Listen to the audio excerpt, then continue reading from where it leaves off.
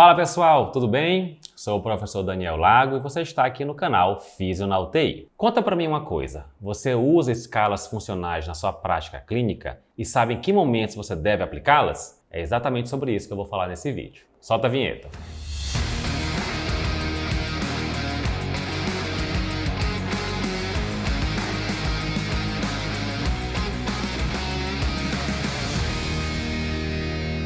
Antes de começar o conteúdo, se inscreve aqui no canal e já deixa sua curtida, deixa seu like, que isso é muito importante para nós. As escalas funcionais são amplamente aplicadas na terapia intensiva e existem das mais diversas para diversos perfis de pacientes, clínicos, cirúrgicos, neurológicos, cardiopatas, enfim. Existem escalas que são aplicadas para mobilidade, para funcionalidade e cabe a você, fisioterapeuta, escolher a melhor ferramenta para o seu ambiente. Aquela escala, aquele instrumento que se adequa melhor à sua realidade. Não existe escala perfeita, não existe a melhor escala, mas existe aquela que se adequa à sua necessidade. E aí é importante que você conheça essas escalas, a variedade delas, para que você julgue qual ou quais são as mais interessantes para o seu público, para a sua UTI, para as características específicas da sua unidade. Independente da escala que você utiliza, é importante que você defina em que momentos você deve aplicar essas escalas, para que você possa ter uma noção da evolução do paciente, do ponto de vista de mobilidade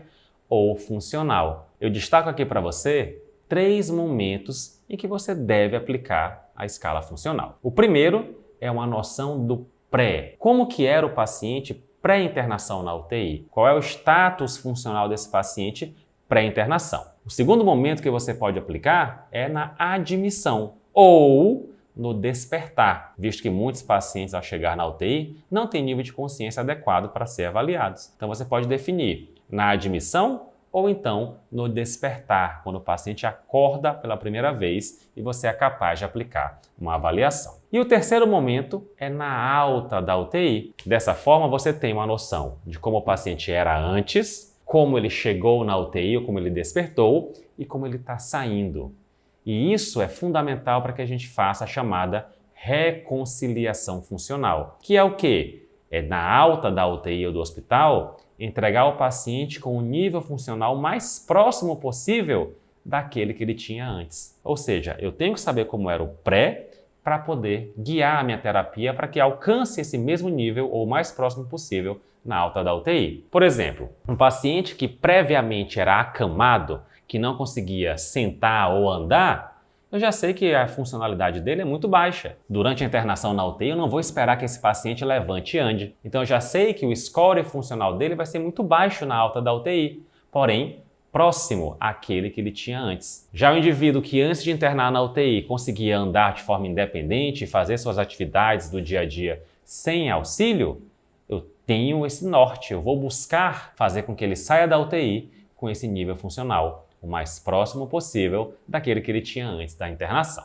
E para avaliação pré-UTI, você pode usar vários tipos de escala. Por exemplo, score de Bartel, MIF, a FSS-ICU, você pode aplicar a IMS, que é própria de UTI, mas para ter uma noção de como que era a condição prévia do paciente. Pode aplicar a escala de fragilidade clínica, a CFS, e aí você tem uma noção do comprometimento funcional do paciente e do risco que esse paciente tem para evoluir com perda funcional dentro da UTI. Algum parâmetro prévio deve ser investigado, deve ser avaliado logo que o paciente chega na UTI. Na admissão da UTI, antes de aplicar as escalas funcionais, é importante que você avalie o nível de consciência do paciente para saber se ele tem condições de realmente realizar a avaliação. Você pode utilizar o RASS, a escala de coma de Glasgow, a FOI Scale, pode avaliar o delirium e é importante que você avalie de forma adicional a força muscular periférica. O MRC, tanto o score quanto a escala, podem ser aplicados nesse momento,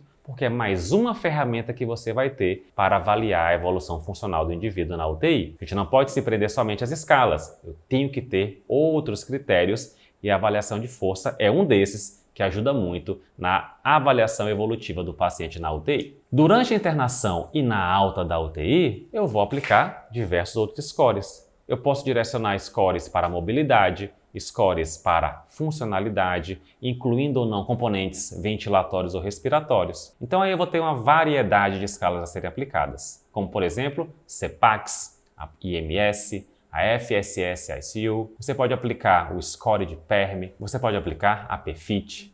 Então, a depender do teu perfil de paciente e do desfecho que você quer avaliar, mobilidade, funcionalidade, força, componente respiratório, você vai escolher a escala mais adequada, avaliando sempre a condição funcional antes da internação, na admissão e na alta. E durante você vai escolher qual é a ferramenta que você vai avaliar para acompanhar a evolução até a alta. Esses 3 momentos são fundamentais e te permitem ter uma noção da qualidade da sua assistência na terapia intensiva. Outro ponto de destaque é que entre a admissão e a alta, você tenha momentos para avaliar o paciente funcionalmente. 3 dias, 4 dias, 1 semana, depende do perfil, mas é importante que você faça avaliações sistematizadas da condição funcional do paciente, até para saber se aquilo que você está propondo para o paciente está realmente causando uma repercussão benéfica. Agora conta aqui para mim, você costuma avaliar a funcionalidade do seu paciente na UTI? Qual recurso, qual instrumento e em que momento? Deixa aqui nos comentários. Recapitulando então o nosso conteúdo, falamos dos momentos adequados para realizar a avaliação funcional ou de mobilidade na UTI,